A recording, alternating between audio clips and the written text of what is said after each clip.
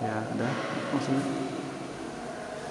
Assalamualaikum warahmatullahi wabarakatuh. Waalaikumsalam.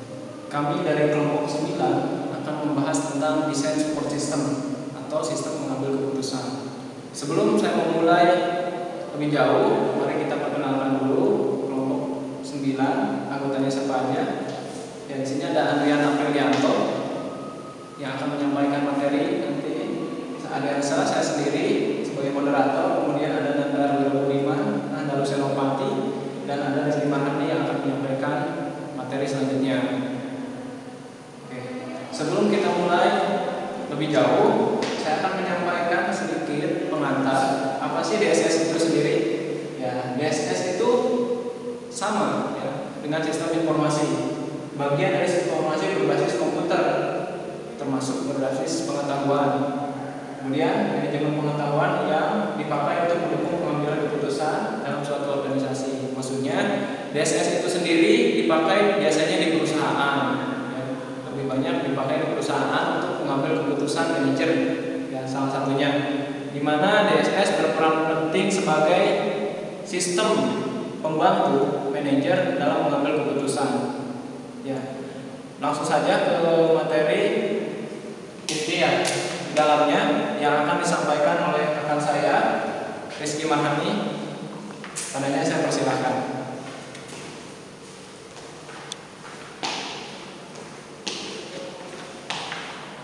Oke, assalamualaikum warahmatullahi wabarakatuh.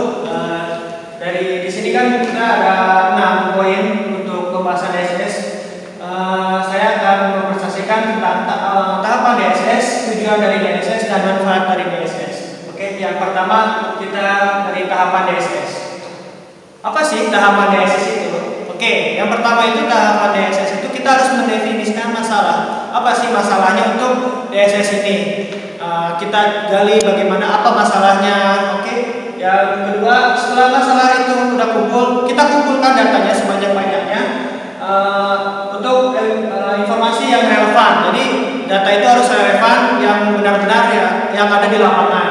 Setelah data diambil dan didapatkan, kita mengolah data menjadikan informasi yang lebih baik dalam bentuk grafik maupun tulisan.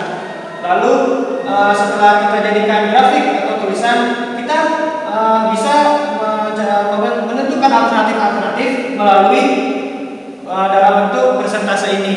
Nah, jadi setelah data itu dikumpulkan lalu diolah, nanti kita dapat mendapatkan solusi dalam bentuk presentasi tersebut. Oke, next. Lalu ada tujuan DSS. DSS itu tujuannya yang pertama untuk membantu manajer dalam mengambil keputusan. Yang kedua untuk mendukung keputusan manajer, dan ketiga untuk meningkatkan efektivitas. Nah, jadi di tiga ini tujuan DSS itu tersebut ada termasuk dalam konsep dasarnya DSS. Konsep dasar tersebut adalah sumber masalah, dokumen keputusan, dan efektivitas keputusan. Seperti untuk membantu bagaimana sih? Jadi membantu untuk manajer gitu, mengambil keputusan harus bagaimana, terus juga mendukung. Jadi jika manajer tidak bisa memilih bagaimana mengambil keputusan, jadi DSS ini bisa mendukung dan membantu keputusan si manajer. Lalu ada manfaat DSS. Selain tadi kita mempunyai manfaat DSS. Apa sih manfaat DSS itu? DSS dapat memperluas kemampuan pengambilan keputusan dalam memproses data atau informasi bagi pemakainya. Lalu yang kedua, bisa membantu mengambil keputusan dalam penghematan waktu yang dibutuhkan untuk memecahkan masalah. Jadi seperti tadi, jadi kita tuh DSS ini bisa mengefektivitaskan waktu, mengefisienkan waktu. Lalu yang ketiga, bisa menghasilkan solusi tadi berbentuk persentase ya. Lalu yang keempat, menyajikan berbagai alternatif ya, sama seperti tadi bisa dalam persentase. Yang terakhir, bisa menyediakan bukti tambahan untuk memberi pembenaran sehingga dapat memperkuat posisi pengambilan keputusan. Jadi di sini manajer tidak asal-asalan untuk mengambil keputusan, untuk memperkuat posisi tersebut. Nah, jadi itu tadi ada manfaat, tujuan, dan itu DSS. Selanjutnya mungkin akan dijelaskan oleh teman saya. Berikutnya nanti mungkin dari saya. Assalamualaikum warahmatullahi wabarakatuh.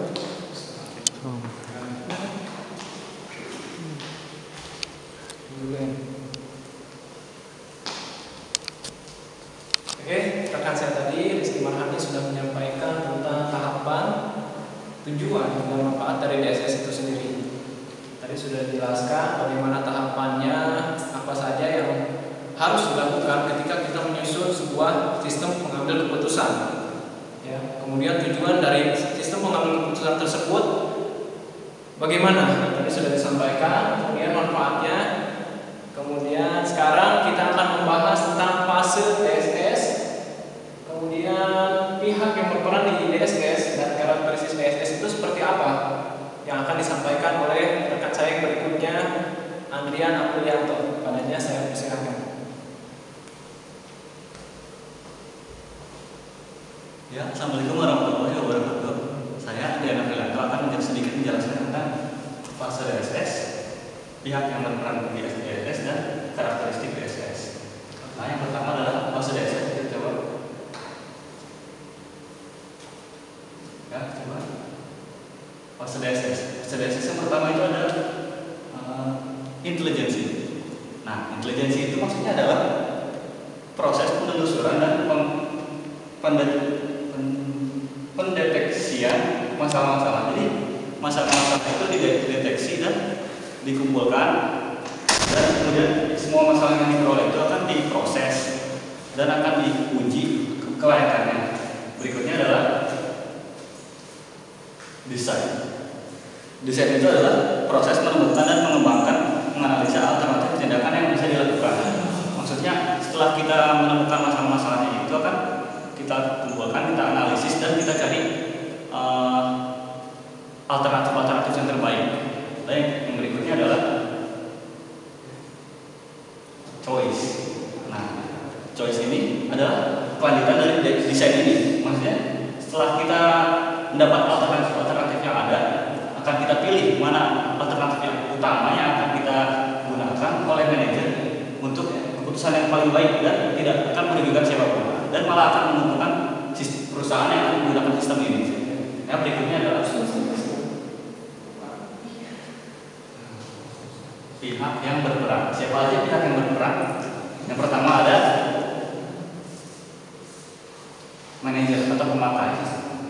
Manajer itu adalah orang yang utama yang akan menggunakan sistem ini. Maksudnya adalah manajer itu akan yang menggunakan sistem ini, mengolah, dan akan mengambil tindakan dan akan mempertanggungjawabkan semua tindakan yang dia ambil. Jadi semua tindakan itu berdasarkan sistem, makanya semuanya akan diperlakukan oleh manajer dan sistem. Berikutnya adalah penghubung. Penghubung ini adalah orang yang akan membantu manajer dalam menggunakan sistem itu. Penghubung ini biasanya adalah asisten dari manajer tersebut. Yang berikutnya ada fasilitator. Fasilitator itu adalah pihak yang mengembangkan sistem DSS ini. Maksudnya adalah setelah sistem ada akan dikembangkan oleh fasilitator ini. Nah, berikutnya adalah pendukung teknik.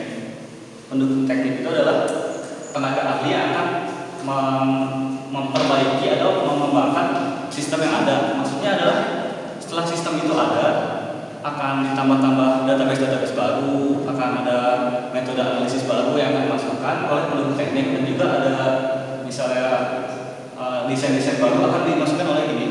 Nah, berikutnya adalah berikutnya adalah pengembang peralatan. Pengembang peralatan adalah pihak yang mengembangkan teknologi baru. Teknologi baru baik hardware maupun software, dan meningkatkan efisiensi sistem yang akan digunakan. Jadi sistem itu akan lebih efisien apabila setiap waktu dari waktu ke waktu terus diperbaiki.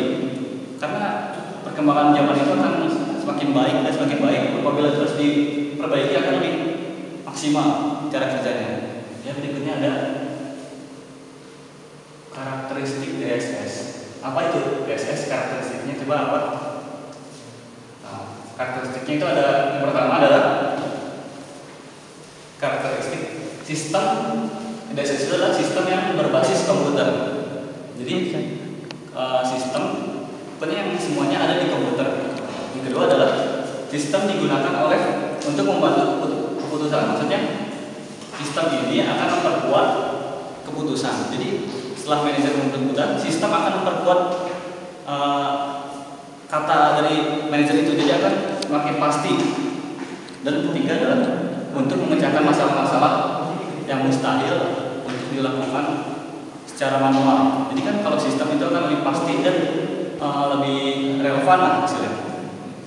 Berikutnya adalah melalui cara-cara simulasi yang interaktif. Sistem juga akan berperan aktif dalam membantu manajer mengambil sebuah keputusan. Yang terakhir adalah model analisis sebagai komponen utama. Ya, itu memang sistem itu adalah komponen utama dari pengambilan keputusan itu, tapi keputusan tetap ada di tangan manajer. Sistem hanya membantu manajer saja. Ya, sudah. Sudah seperti itu saja materi yang sudah saya kasih. Berikutnya akan kembali ke moderator. Ya. Oke. Assalamualaikum warahmatullahi wabarakatuh. Moderator. Udah. Siapa?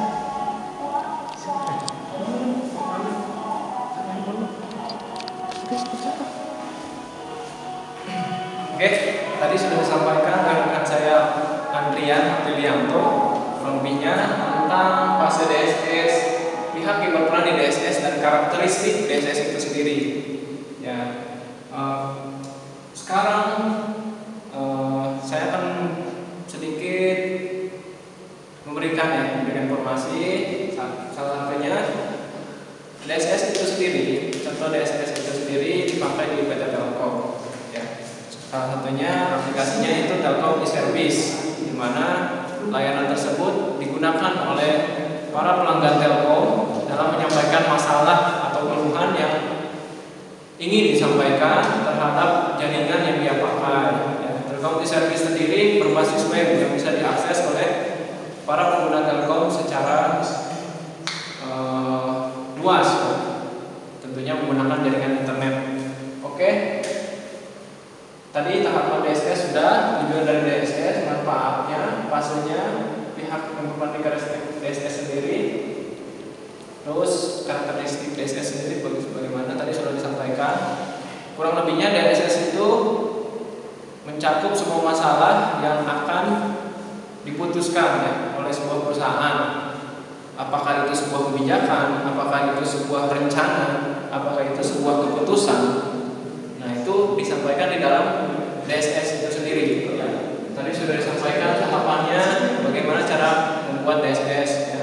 Merumuskan mendefinisikan masalah, kemudian mengolah datanya menjadi sebuah informasi yang atraktif, kemudian didesain, kemudian ada solusi-solusi, ya. Kurang lebihnya seperti itu. Dari kelompok kami cukup sekian. Assalamualaikum warahmatullahi wabarakatuh.